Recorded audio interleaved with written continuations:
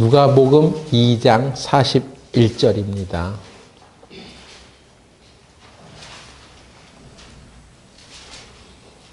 그 부모가 해마다 유월절을 당하면 예루살렘으로 가더니 예수께서 12살 될 때에 저희가 이 절기의 전례를 쫓아 올라갔다가 그 날들을 마치고 들어갈 때에 아이 예수는 예루살렘에 머무셨더라. 그 부모는 이를 알지 못하고 동행 중에 있는 줄로 생각하고 하루 길을 간 후 친족과 아는 자 중에서 찾되 만나지 못함에 찾으면서 예루살렘에 들어갔더니 사흘 후에 성전에서 만난즉 그가 선생들 중에 앉으사 저희에게 듣기도 하시며 묻기도 하시니 듣는 자가 그 지혜와 대답을 기히 여기더라. 그 부모가 보고 놀라며 그 모친은 가로되 아이야 어찌하여 우리에게 이렇게 하였느냐. 보라 네 아버지와 내가 근심하여 너를 찾았노라. 예수께서 가라사대 어찌하여 나를 찾으셨나이까. 내가 내 아버지의 집에 있어야 될 줄을 알지 못하셨나이까 하시니 양친이 그 하신 말씀을 깨닫지 못하더라. 네, 여기까지 읽었습니다. 기도드리겠습니다. 사랑과 은혜가 충만하신 하나님 아버지, 오늘 주일 아침에 저희들이 이 모임 장소에 모였습니다. 주님께서 오늘 이날 이 시간에 말씀을 주실 때에 이 말씀이 우리 교회에 꼭 필요한 말씀이 되게 하시고 우리 심령 속에 이 말씀의 깊은 뜻을 깨달아 하나님의 말씀을 쫓아서 살아가는 저희들이 되게 하여 주시옵소서. 사람의 생각으로 듣지 아니하고 마귀가 이 말씀을 듣는데 방해되지 않도록 마귀를 쫓아내며 하나님의 말씀을 온전히 받을 수 있도록 우리 심령을 이끌어 주시옵소서. 예수님의 이름으로 기도드렸습니다. 아멘. 예수님이 12살 되시던 해에 있었던 일에 대하여 성경이 기록해 놓고 있습니다. 예루살렘을 방문하게 되었던 예수님의 육신의 부모는 예수님이 갑자기 없어진 거예요. 그래서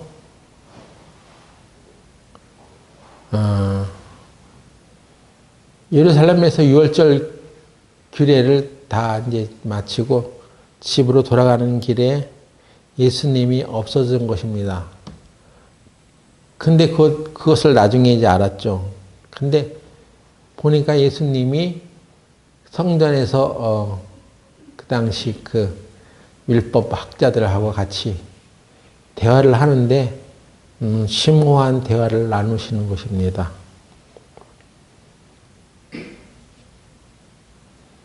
그래서 이제 버린 줄 알았던 예수를 다시 찾았으니까 그 부모는 예수님에게 이제 화가 났겠죠. 아니 어디 갔습니까? 어디다가 이제 오신 것입니까? 막 이제 화를 내는데 예수님이 하신 말씀 누가복음 2장 49절 예수께서 가라사대 어찌하여 나를 찾으셨나이까? 내가 내 아버지 집에 있어야 될 줄을 알지 못하셨나이까? 이렇게 이제 대답을 했다는 것입니다.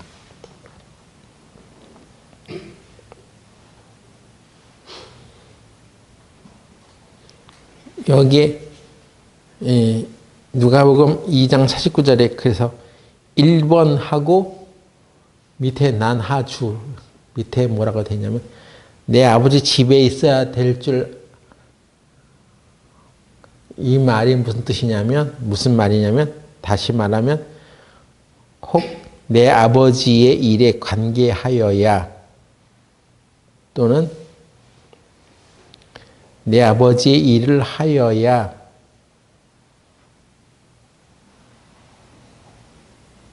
될 줄 알지 못하셨나이까? 킹제임스 성경, 영어 성경에 보면 킹제임스 흠정역, 한글판 흠정역 성경에 보면 어찌하여 나를 찾으셨나이까? 내가 반드시 내 아버지 일을 해야 함을 알지 못하셨나이까? 하시니라. 반드시 해야 될 아버지의 일. 거기에 대해서 이제 예수님이 말씀하셨단 말이에요. 내가 아버지 집에 있어야 될 줄 알지 못하셨나이까? 하는 이 말이 다른 번역본으로 보면 내가 반드시 아버지 일을 해야 함을 알지 못하셨나이까? 이런 뜻입니다. 반드시 해야 할 일. 아버지로부터 부여받은 반드시 해야 할 일이 예수님에게 있었다는 것입니다. 이것을 영어로 표현하면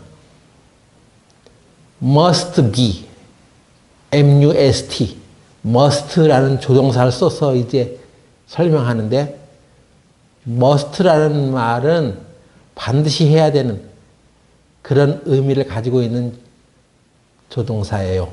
must. 비슷한 말로 had to be.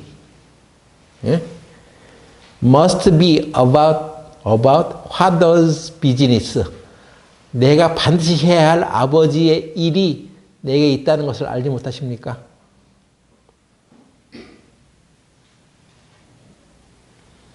여기서 내가 하고 싶은 일과 내가 반드시 해야 할 일과는 다른 얘기죠.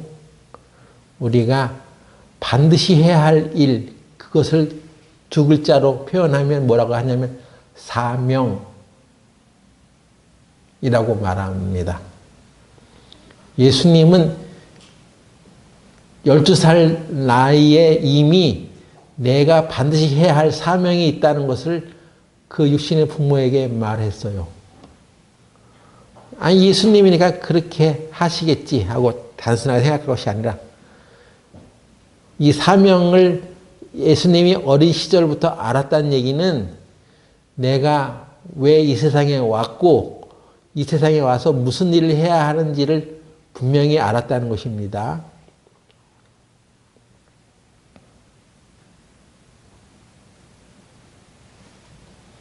여러분은 이 세상에 왜 왔고 여러분이 누구이고 이 세상에서 반드시 해야 할 아버지로부터 받은 일이 무엇입니까? 다시 말하면 여러분의 사명이 있습니까? 하는 얘기죠. 우리 교회가 몇 년 전인가 여기 크리스마스 행사하면서 그거 한번 같이 교제해 본 적 있어요. 당신의 사명이 무엇입니까? 나의 사명이 무엇인가? 응? 그걸 한번 서로 교제해 본 적이 있어요.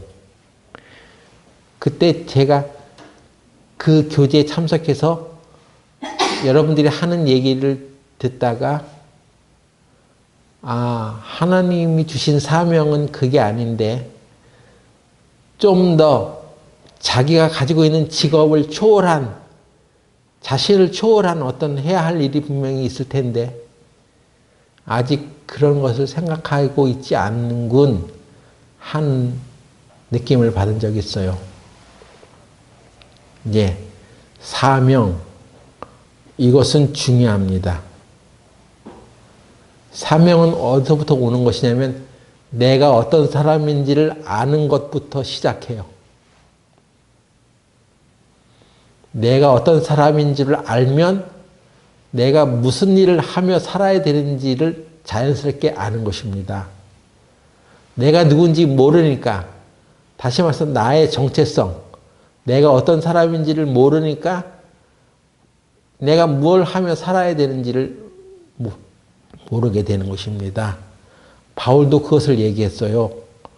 고린도전서 15장 10절 보겠습니다.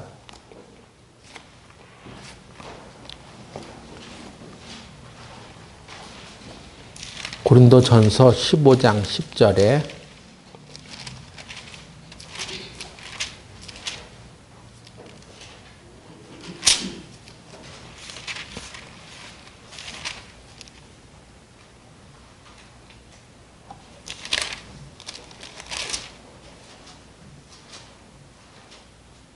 그러나 나의 나된 것은, 여기 나의 나 되었다 하는 얘기는 영어로 표현하면 what I am, 내가 어떤 사람인지는, 또 그것에 대해서 그렇게 된 것은 하나님의 은혜로 된 것이다 하는 얘기입니다. 내가 어떤 사람이 됐다는 얘기, 나의 정체성이 누구냐, 무엇이냐 하는 것은 하나님의 은혜로 된 것이다. 내가 하나님의 은혜를 깨닫게 되면서 그것이 시작되었다 하는 것입니다.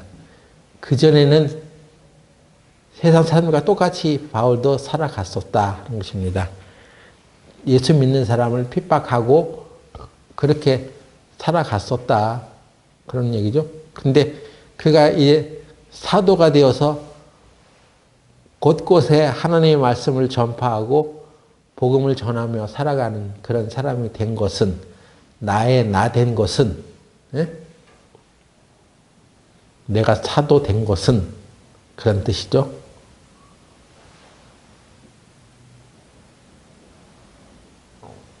하나님의 은혜였다. 그러니까 그 은혜를 철저하게 깨닫고 나니까 내가 해야 하는 일이 무엇인지를 알게 되었다는 얘기입니다.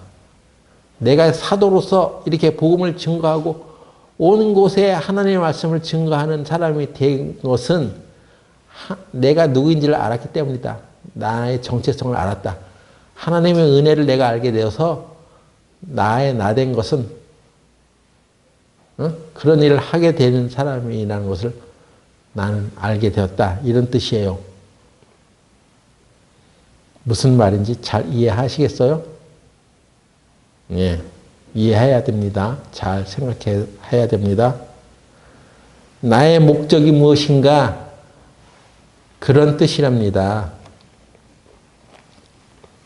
내가 누구인지를 알게 되면 내가 무엇을 하며 살아야 되는지도 자연적으로 알게 되는 것입니다.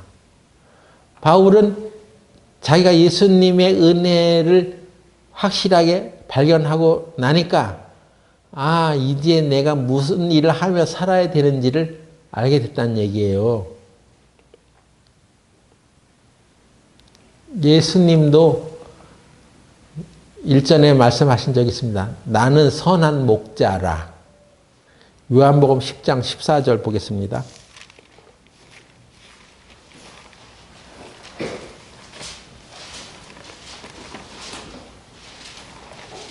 요한복음 10장 14절에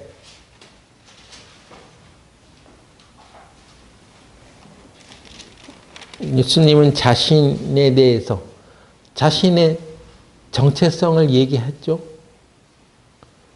나는 선한 목자라. 이렇게 자기가 어떤 존재인지를 분명히 알았습니다. 그러니까 그 선한 목자면 무슨 일을 해야 돼? 그래서 자기가 해야 될 일이 무엇인지를 16절에 보면 언급하고 있는데요. 아버지께서 나를 아시고 내가 아버지를 아는 것 같으니 나는 15절에 나는 양을 위하여 목숨을 버리노라. 또 이 우리에 들지 아니한 다른 양들이 내게 있어 내가 인도하여야 할 터이니 저희도 내 음성을 듣고 한 무리가 되어 한 목자에게 있으리라. 나는 양의 목자야. 나는 선한 목자야. 그래서 우리 안에 들어있는 양도 있지만 이 우리 안에 들어있지 않은 양도 있어. 그래서 그들을 이 우리로 끌고 와서 인도하여서 한 목자에게 있게 하겠다. 이게 선한 목자가 해야 할 일이란 말이에요. 예? 예수님이 선한 목자이란 것을 얘기하셨죠? 그럼 선한 목자는 무슨 일을 해야 돼? 이 우리에 들지 아니한 다른 양들을 데려다가 다시 또 그 양들을 한 목자 안에 있게 하는 것입니다. 그러니까 자신의 존재가 누구인지를 깨달으니까 자신이 해야 할 일을 분명히 얘기하잖아요.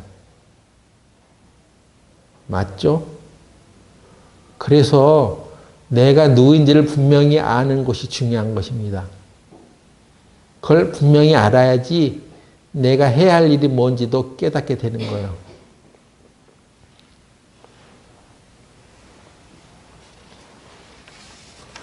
성경에 우리 인간이 또는 모든 그리스도인들이 반드시 해야 하는 일에 대해서도 언급하고 있어요.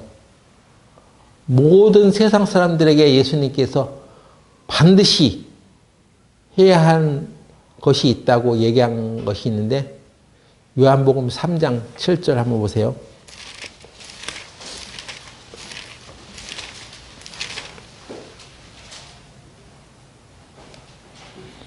내가 네게 거듭나야 하겠다 하는 말을 기이 여기지 말라. 여기 이 말이 영어로 표현한 것을 보면 You must be born again 이렇게 되어 있습니다. 너는 반드시 거듭나야 한다. 예수님이 니고데모와의 대화를 통해서 온 세상 사람들에게 던지신 사명이라고 할까? 반드시 해야 할 어떤 일에 대해서 언급하신 거예요. 너는 반드시 거듭나야만 해. 예? 내가 목사야, 내가 전도사야, 내가 어느 교회에 30년 다녔어. 이게 아니라 너는 반드시 거듭나야 해. 이것입니다. 예수님은 니고데모에게도 그렇게 말한 거예요. You must be born again. 반드시 거듭나야만 하는 거야.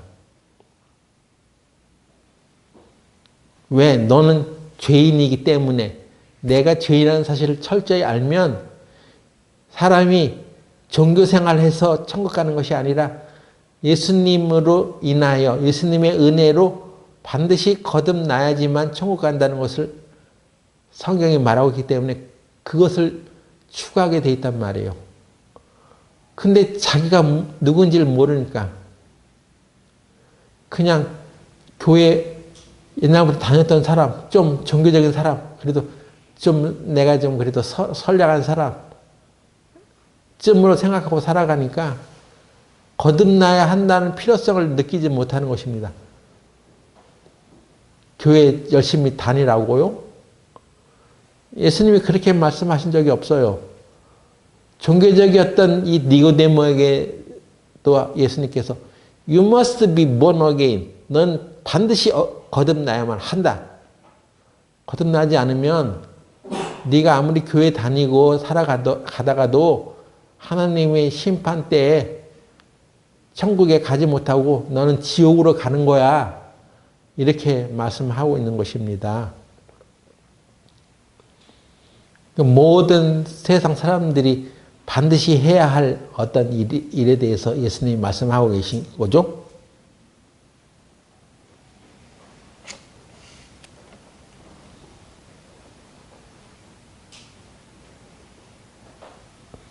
그리고 예수님이 이미 우리 안에 들어온 양들도 있지만 그렇지 못한 양들에게 이 우리에 들지 아니한 양들에게 또 그들을 이 우리에 이끌어서 한 목자 안에 있게 하리라. 영어 표현으로 보면 I must bring them also. must bring, 반드시 데려와야만 하는 일을 나는 해야 된다. 이걸 예수님이 얘기하셨어요. 이 우리에 들지 아니한 다른 양들이 내게 있어 반드시 그들을 인도해야 할 터이니.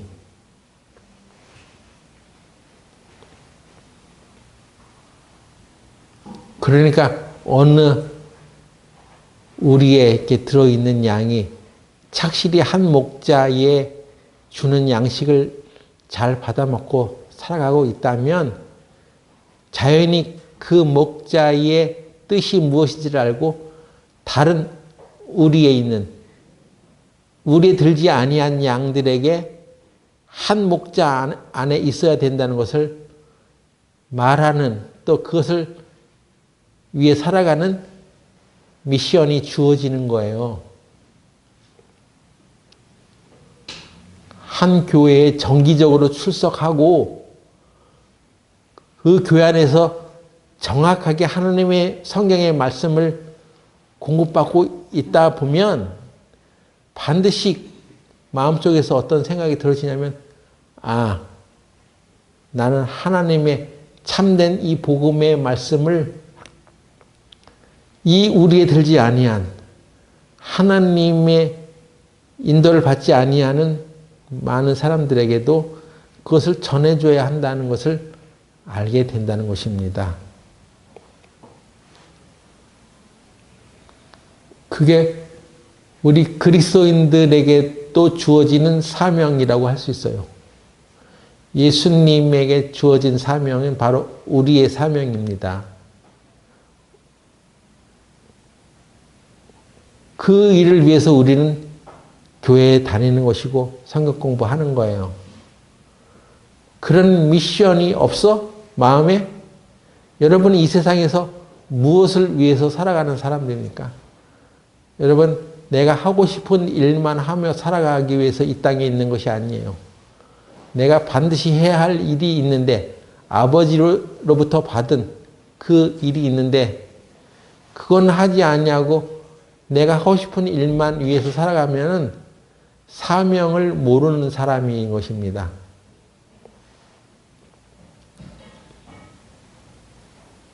사명은 자기 편의에 따라 사는 것이 아니에요. 자기 어떤 마음속에 일어난 내부에서 끌어오르는 어떤 그런 열정에 의해서 살아가는 사람이에요. 사명은 편의에 따라 사는 것이 아니라 일종의 어떤 신념을 따라 살아가는 사람입니다. 예? 나는 이렇게 살아야 된다 하는 그 확고한 가치관에 서 있기 때문에 그 확고한 가치관에 의해서 살아가는 거예요. 그것이 없는 사람은 그냥 세상이 흘러가는 대로 그냥 이리저리 휩쓸리며 살아가는 것이지만, 사명을 가진 사람은 그렇게 살지 않잖아요. 그래서 나의 인생을 향한 하나님의 뜻, 목적을 성취해 가기 위해서 살아가는 것입니다. 하나님은 나를 통해서 어떤 목적을 이루시려고 하는 것인가? 그것을 항상 주시하면서 그 하나님의 목적을 따라 살아가는 인생이 바로 사명을 가진 사람이라고 할 수 있습니다. 사명을 가진 사람은 자기 인생에 타협할 수 없는 일들이 있어요. 그런 일이 생겨납니다. 그냥 무조건 세상과 같이 어울려서 사는 것이 아니라 나는 사명을 가진 사람이기 때문에 이런 일에 대해서 내가 타협할 수 없어 하는 것이 분명히 있다는 것입니다. 그리고 사명을 가진 사람은 기회를 주셔서 사는 사람이 아니라 하나님의 목적을, 하나님 내게 주신 목적을 위해서 살아가는 사람이에요. 내 앞에 아무리 좋은 기회가 주어진다 하더라도 그 기회를 따라 선택하는 것이 아니라 하나님의 목적, 하나님이 내게 주신 뜻이 그것이 맞는가? 그것이 아니라면 그 기회를 받아들이지 않는 거예요. 기회를 줘서 살지 않습니다. 우리가 아무리 기회가 좋은 조건이 나 앞에 생기더라도 내가 기회가 좋으니까 이걸 난 선택하겠어. 할 수밖에 없었어. 그런 것이 아닙니다. 사명을 따라 사는 사람은 기회를 따라 사는 것이 아니라 사명을 따라 선택하죠. 제가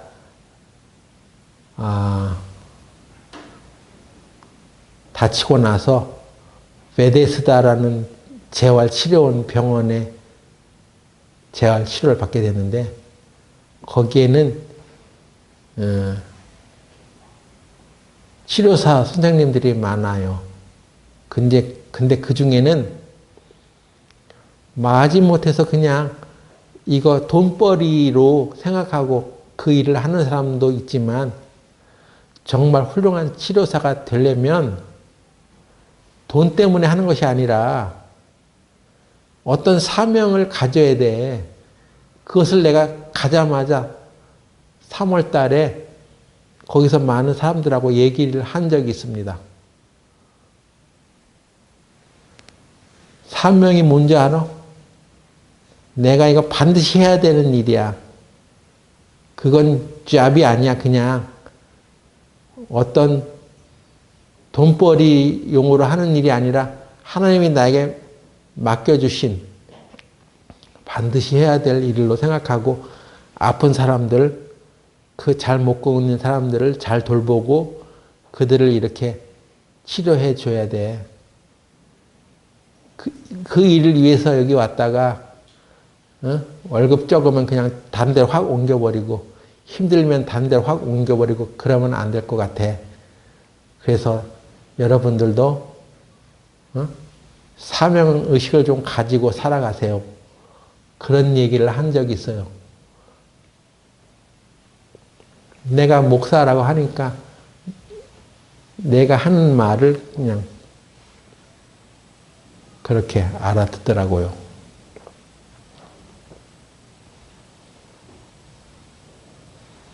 세상의 직업을 말하는 것이 아니에요. 세상의 직업을 따라 사는 사람이 아니라 하나님의 사명을 따라 사는 사람들이 되어야 합니다. 응?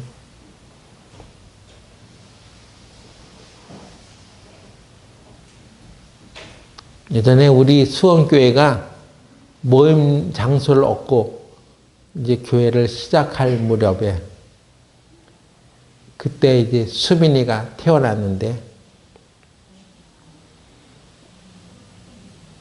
교회가 시작됨과 동시에 많은 어려움이 있었습니다. 잘 다니던 직장을 그만두고 교회에 할 일도 많고 또 복음 전하는 일을 위해 시간을 내야 되기 때문에 그렇게 살다 보니까 애도 태어나고 그래가지고 경제적으로 힘들고 어려운 시간이 찾아왔어요.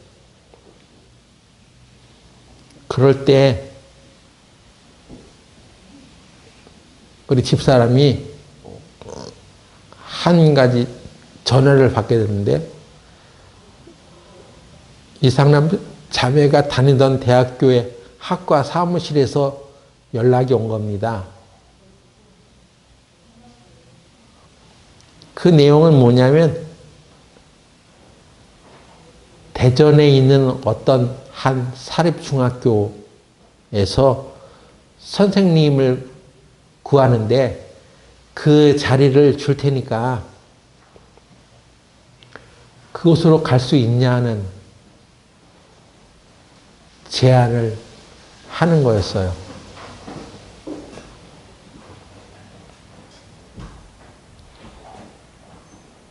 그래서 육신적으로 보면 좋은 제안이죠. 근데 거리가 먼 게 너무 흠이었어요.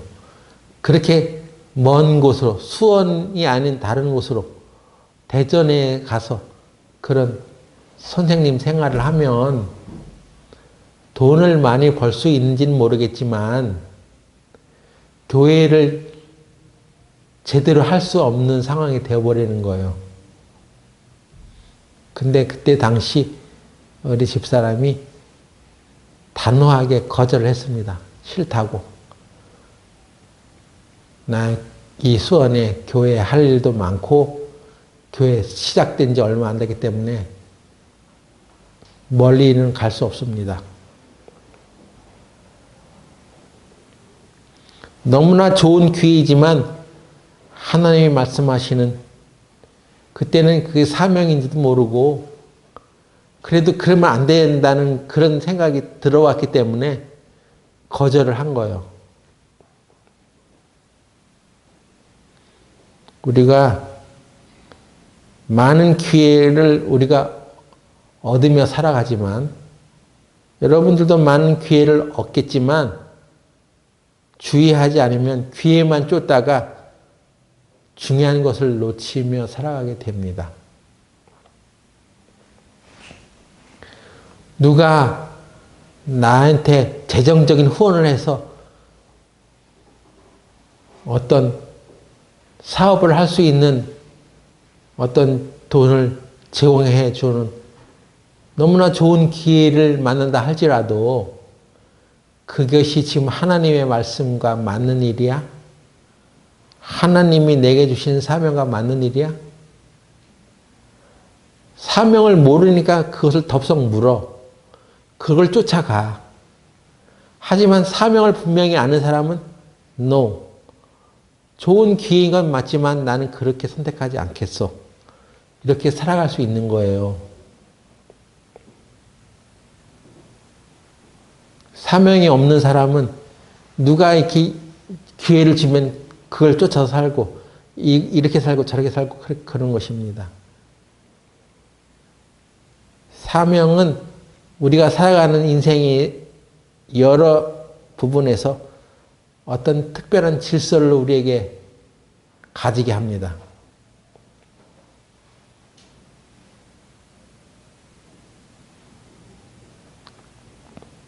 사명이 없으면 질서도 없어 그냥 무질서하게 살아가는데 사명을 가진 사람은 하나님이 질서에 어긋나는 일들은 쫓아가지 않는단 말이에요. 사명은 우리로 하여금 돈을 어디에 써야 할지, 시간을 어디에 써야 할지를 알려줍니다. 내 인생에 있어서 에너지를 어디다 써야 할지를 알려줍니다.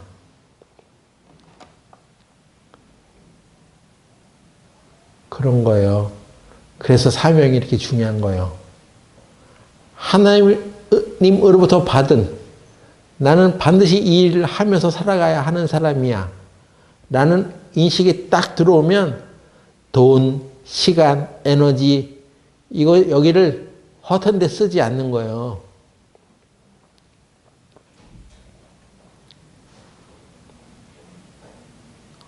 그리고 사명을 가진 사람은 언제 말을 해야 되고 언제 목소리를 내야 하는지를 분명히 알면서 살아가게 됩니다. 에레미야 20장 9절 볼까요? 에레미야 20장 9절.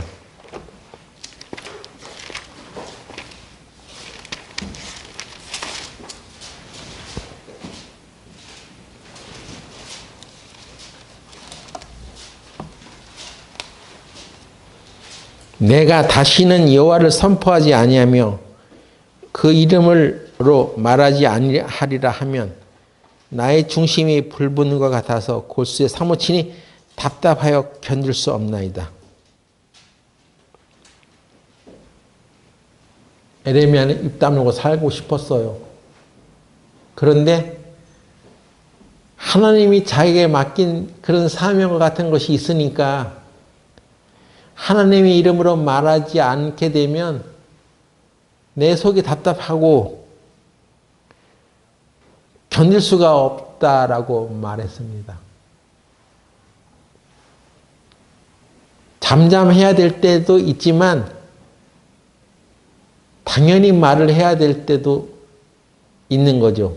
그것을 사명을 가진 사람은 마땅히 해야 될 말을 해야 될 때 하게 되는 것입니다.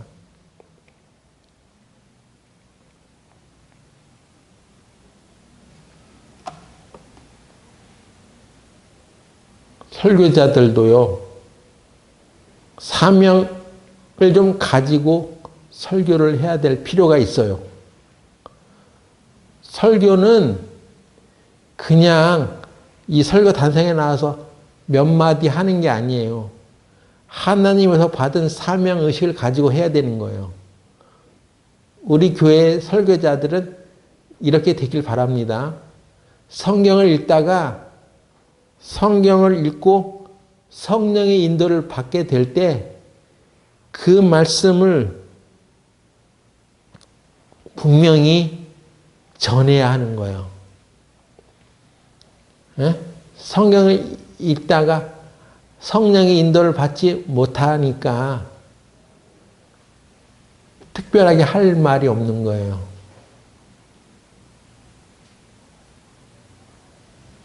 불같은 것이 일어나서 성경에서 하는 말이 올바른 얘기를 과감하게 얘기할 수 있는 것이 바로 설교자여야 합니다. 제 자신도 설교자로서의 사명을 하나님이 주셨다고 나는 생각하고 있어요. 그냥 너 혼자만 성경 읽고 그냥 입 다물고 살아. 그게 아니에요. 하나님의 말씀을 읽다 보면 불같은 것이 막 일어나는 거예요. 아, 우리가 이 말씀에 주목하지 못하고 살아왔구나. 이 말씀을 하나님이 증거하시라고 하시라고 하는구나. 그래서 성령의 인도를 받고 그것을 담대하게 전하는 것입니다.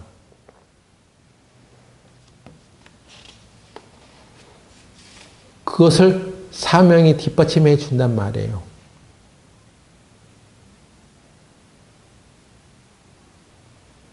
그리고 사명을 가지게 되면 사명이 있는 사람은 어떤 사람과 친해야 되는지 어떤 사람과 사귀어야 되는지도 분명히 알려줍니다. 누가복음 19장 보세요.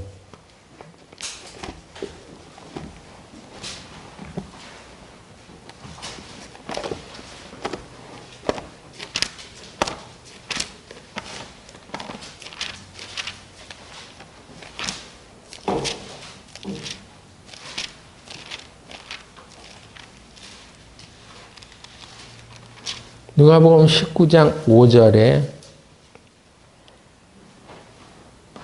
예수께서 그곳에 이르사 우러러보시고 이르시되 삭개오야 속히 내려오라.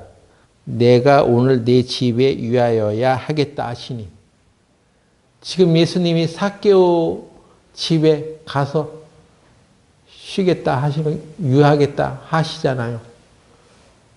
이렇게 예수님이 받은 사명을 가지고 바라보니까 누구 집에 가서 누구랑 같이 보내야 되겠다는 것을 아는 거예요.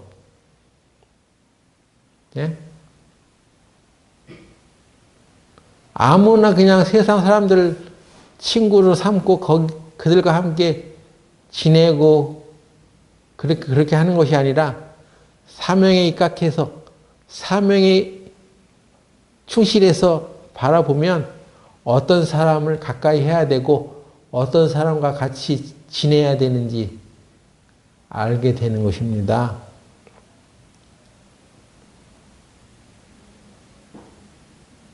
여러분, 이 사명을 우습게 생각하면 안 됩니다.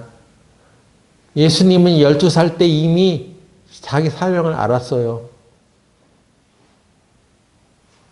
여러분도 어린 시절에 교회에 구원받은 교회에 연결이 되면서 부모로부터 내가 어떤 존재고 어떤 사람이고 하는 것을 전달받았다면 분명히 자기의 사명을 따라서 살게 되어 있습니다. 너는 하나님의 자녀야. 구원받은 하나님의 자녀야. 하나님의 자녀가 된 것을 느꼈다면 알면 하나님의 자녀는 어떻게 살아야 되는지를 알게 되는 것입니다. 누구를 만나야 되는지도 알게 되고 누구랑 지내져야 하는지도 알게 되고 내 돈과 내 시간을 어떻게 써야 되는지도 알게 되어야 합니다. 직장 따라 사는 것이 내 일이 아니란 말이에요. 가급적 교회 근처, 집 근처, 내가 더 신앙생활을 잘 해나갈 수 있는 곳에 머물러서 거기서 신앙생활을 할 수 있도록 직장을 구할 때도 그걸 하나님께 묻고 구하고 내 시간을 어떻게 써야 될지도 구하고 내가 어디로 이사 가야 하는지도 그거에 입각해서 구하고 그래야 하는 것입니다. 여러분 사명이 없어요? 하나님이 여러분에게 주신 사명이 없어요? 그것이 부족하니까 그런 사명의식이 없으니까 그냥 내가 편한 대로만 결정하잖아요.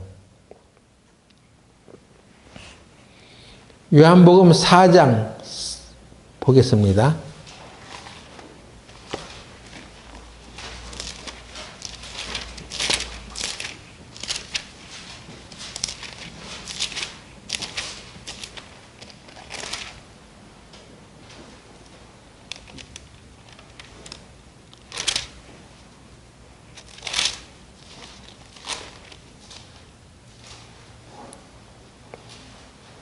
사장 1절부터 보겠습니다.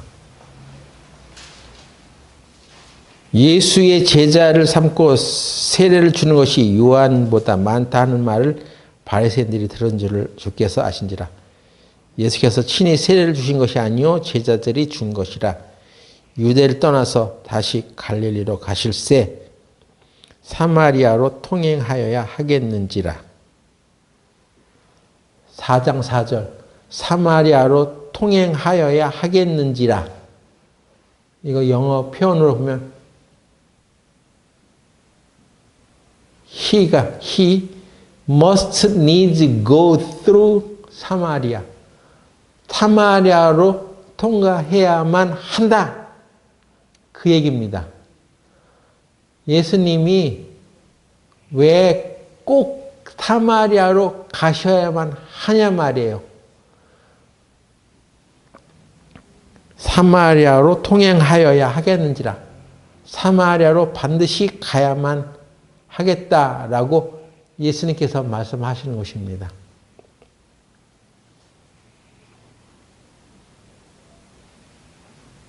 왜요?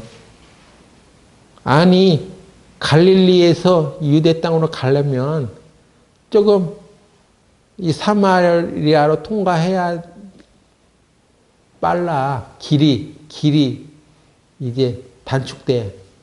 그렇게 하려면 멀리 삥 돌아가야 돼. 그런 길이 너무 딴 데로 돌아가면 멀고 바로 직통으로 질러가면 가까워서 예수님이 그렇게 가겠다고 지금 얘기하는 것입니까? 그거는 인간적인 생각이에요. 제자들은요, 사마리아로 가기를 싫어했습니다. 예수님이 나는 사마리아로 가야만 하겠어. 이렇게 말할 때 제자들이 왜요?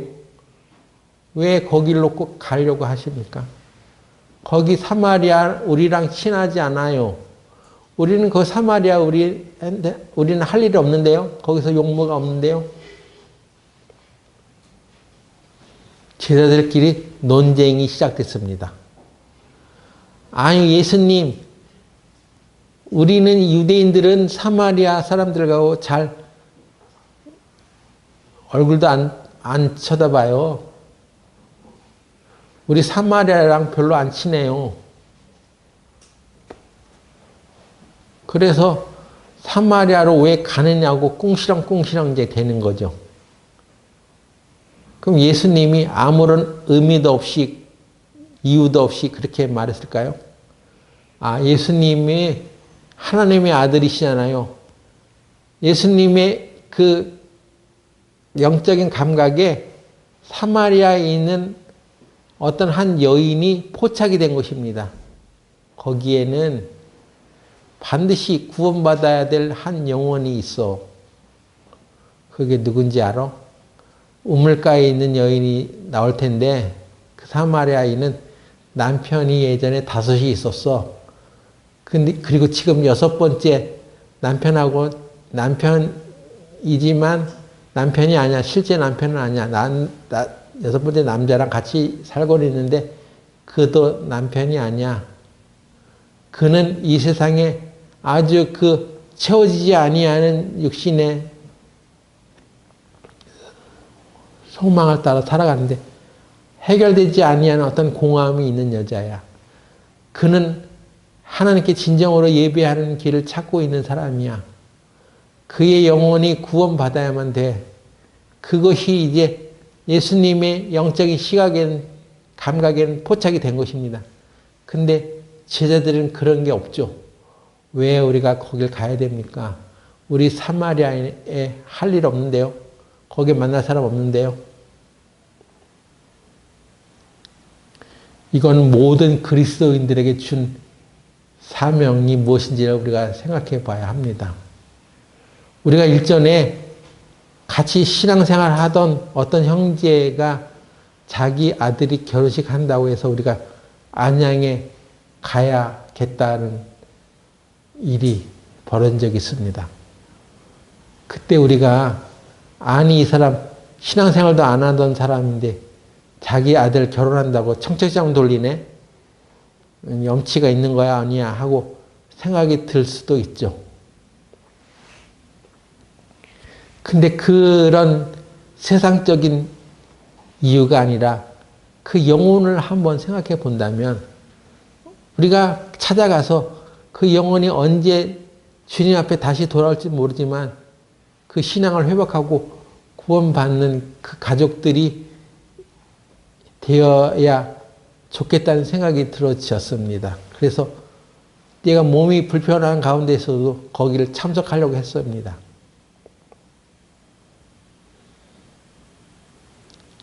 지금 그 사람이 특별하게 연락을 해오지 않고 있지만 그래도 언젠가는 그 일이 계기가 되어서 그와 그의 가족들에게 복음이 전파되어지는 기회가 되기를 바라는 것입니다. 근데 예수님은 하나님의 아들이시잖아요. 이미 그 여인이 어떤 상태에 있는지를 이미 아십니다. 그래서 그냥 편하게 부딪히지 않고 그냥 삥 돌아서 사마리아를 돌아서 갈리에서 유대 땅으로 갈 수도 있었겠지만 굳이 사마리아로 가려고 했던 것은 그 영혼에게 복음을 전하기 위해서 가려고 했던 것입니다.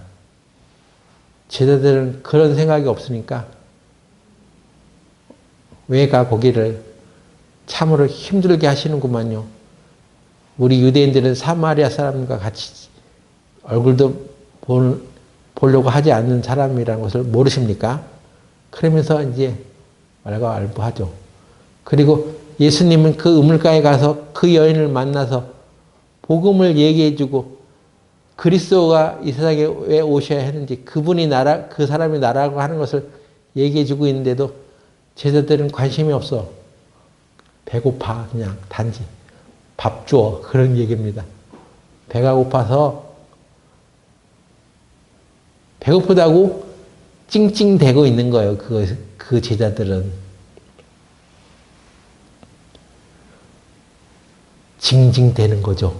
제자들은 사명감이 없기 때문에 왜 사마리아로 와서 이런 일을 우리가 해야 되냐고. 배도 고픈데. 그래서 자기들의 먹을 것만 생각하고 있는 것입니다. 여러분, 교회 안에서 누가 징징대는 것은 신앙적이지 않은 육신적인 사람의 소리라는 것을 여러분이 아셔야 돼. 그러니까 이 말은 아무한테나 쓰면 안 되는 거예요. 그 말을 쓰면 아주 버릇없는 사람이 되는 것입니다. 누가 뭘 달라고 하니까 징징댄다고? 복음 전하는 일에 어떤 희생과 헌신을 해야 된다고 목회자가 말을 하는데 그걸 가지고 징징댄다고 표현하면 그 사람은 아주 육신적인 사람이라는 거예요. 예수님도 사마리아 가서 복음 전하는 일을 하고 있는데 제자들은 복음을 전하야겠다는 사명감이 없잖아요.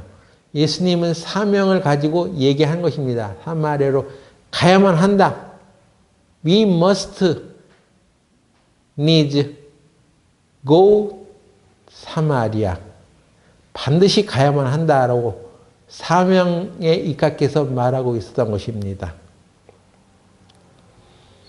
여러분이 복음 전하는 일을 함에 있어서도 왜 우리가 꼭 그것을 해야 돼? 왜 그것을 꼭 구입해야 돼? 왜 그렇게만 해야 돼? 그렇게 하는 이유가 사명이 있다면 그런 말을 하지 않을 것입니다. 사명은요, 돈이 없어요. 이런 말이 쓰여져서는 안 됩니다. 사명을 가지고 하는 사람은. 어떤 희생을 하더라도 각오하고 그 일을 해나가야 되는 것입니다. 그런데 우리가 사명을 따라서 살지 않으니까 이런 거 왜 해야 돼? 왜 거길 가야 돼? 가고 싶은 마음도 없는 거예요. 억지로 그런 일을 하게 된단 말이에요.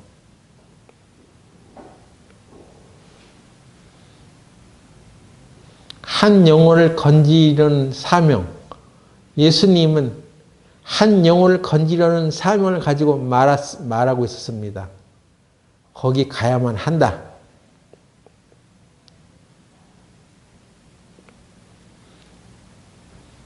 사명은 어떤 희생을 각오하더라도 가려고 하는 것입니다. 바울이 복음을 전하다가 예루살렘으로 가야만 하는 상황이 일어났습니다. 그런데 그때 당시 예언자 아가보라는 사람이 일어나서 말하기를 이번에 바울 선생이 예루살렘으로 가면은 수족이 결박돼 가지고 큰 시련을 겪을 것입니다. 이렇게 예언을 했어. 그런데도 그 얘기를 듣고 바울은 뭐라고 말하냐면 그래도 나는 예루살렘으로 올라갈 것이다. 이렇게 말합니다. 사도행전 21장 10절 보세요.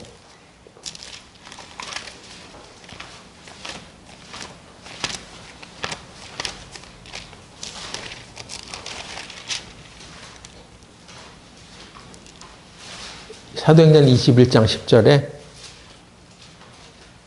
여러 날 있더니 한 선지자 아가보라 하는 이가 유대로부터 내려와 유대에 와서 바울의 띠를 가져다가 자기 수족을 잡아매고 말하기를 성령이 말씀하시되 예루살렘에서 유대인들이 이같이 이 띠 임자를 결박하여 이방인의 손에 넘겨주리라 하거늘 우리가 그 말을 듣고 그곳 사람들로 더불어 바울에게 예루살렘으로 올라가지 말라 권하니 바울이 대답하되 너희가 어찌하여 울어 내 마음을 상하게 하느냐 나는 주 예수의 이름을 위하여 결박받을 뿐 아니라 예루살렘에서 죽을 것도 각오하였노라 하니 저와 권함을 받지 아니하므로 우리가 주의 뜻대로 이루어지이다 하고 그쳤노라. 여기 보세요. 바울의 결정. 어떤 희생이 내 앞에 놓여진다 하더라도 나는 하나님의 말씀을 전하기 위해서 그것을 하겠다는 것입니다. 아가보의 예언에도 불구하고 예루살렘으로 올라가기로 선택했습니다. 사명은 두려움을 이겨냅니다. 돈이 부족하다는 말은 있을 수 없습니다. 사명은 누가 상처를 주어도 포기하지 않습니다. 누가 나에 대해서 험담을 해도 멈추지 않고 그 일을 해나갑니다. 사명은 아니요? 그런 말을 대답하지 않습니다. 사명의 능력을 이해한 바울이 이렇게 말하는 거예요. 나를 잡아 결박을 한다 할지라도 나는 예루살렘으로 가겠소. 그것입니다. 두려운 일이 생기면 안 해버리고 힘든 일이 생기면 안 해버리고 확실하게 내가 갈 길이 보이지 않으면 안 해버리는 그것은 사명을 가지고 사는 사람이 아닙니다. 사명을 가진 사람은 그 모든 것을 이겨낸단 말이에요. 여러분은 교회에서 어떤 직분을 맡았든지 간에 그 직분을 수행함에 있어서 사명을 좀 가지고 하세요. 그러길 바랍니다. 예? 교회 사람이 없어서 그냥 억지로 그냥 맡겨가지고 마지못해서 그냥 하는 사람들이 되지 말고 사명감을 가지고 하세요. 내가 이 일을 함으로 인해서 어떤 희생이 주어진다 하더라도 반드시 내가 해야만 하는 일이라고 하나님 아버지로부터 받은 반드시 해야만 하는 일로 여기고 살아가시기 바랍니다.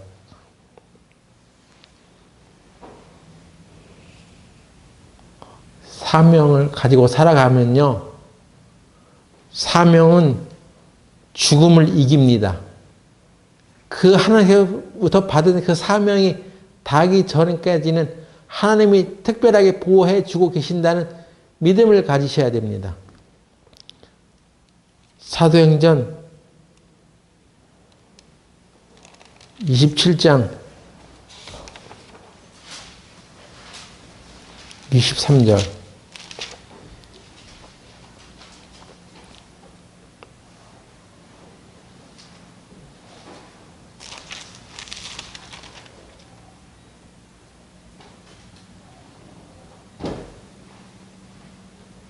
나의 속한 바 곧 나의 섬기는 하나님의 사자가 어젯밤에 내 곁에 서서 말하되 바울아 두려워 말라.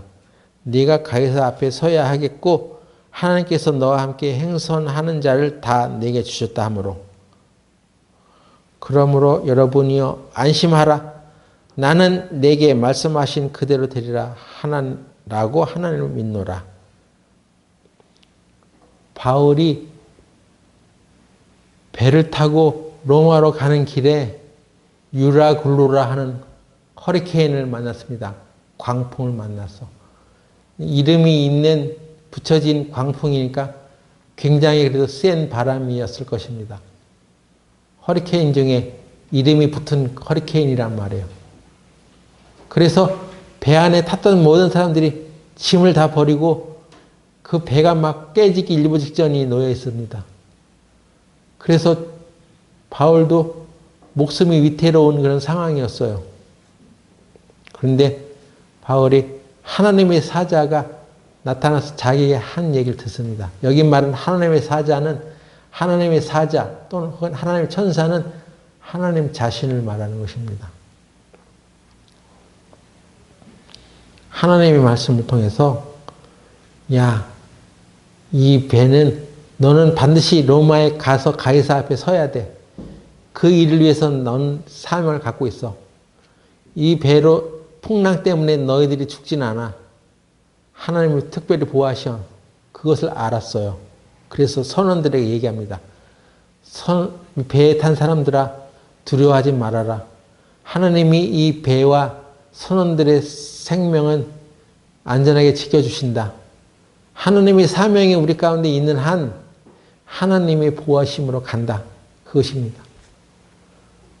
내가 사명을 다하는 날까지 하나님이 나의 생명을 붙잡고 계셔.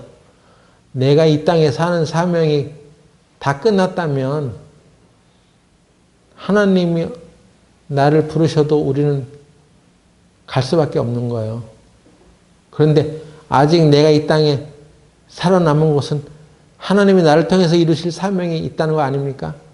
저는 몸이 아프고 이렇게 통증이 있을 때마다 나 왜 이렇게 살아가야 되지? 나도 다른 사람들처럼 이렇게 막 뛰어가고 싶어.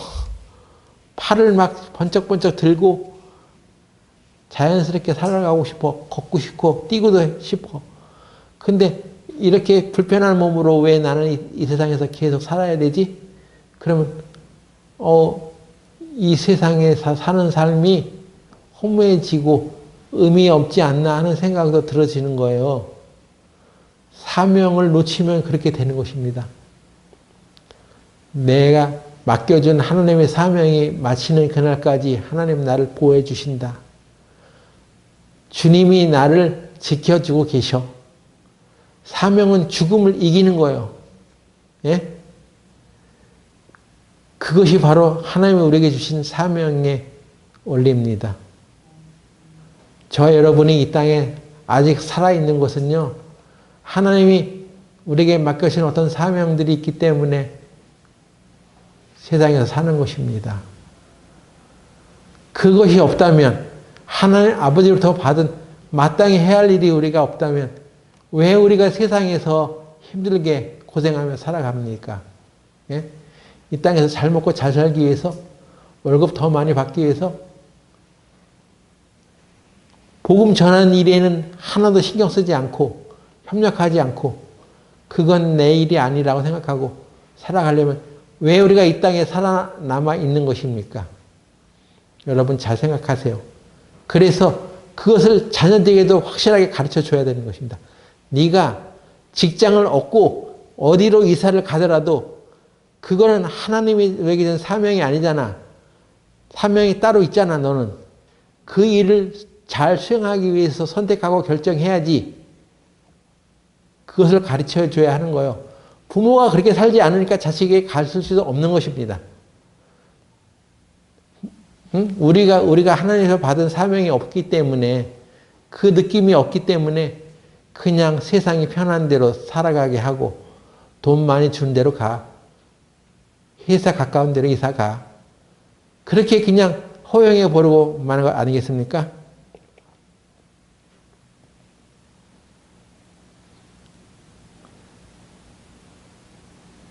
여러분 사명을 발견하셨어요?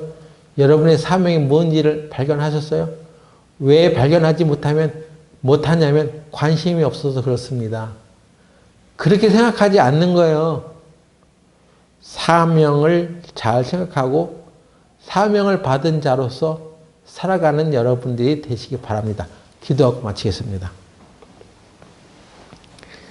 하나님 아버지, 우리는 하나님 아버지로부터 반드시 해야 할 어떤 일들을 부여받았습니다. 내가 하나님 앞에 어떤 사람이라는 것을 알지 못하면 내가 무엇을 하며 살아야 하는지도 알지 못하는 줄 압니다. 하나님의 사명이 내 안에서 발견되어질 수 있도록 주여 우리의 마음을 인도하시고 가르쳐 주시옵소서. 예수님의 이름으로 기도드렸습니다. 아멘.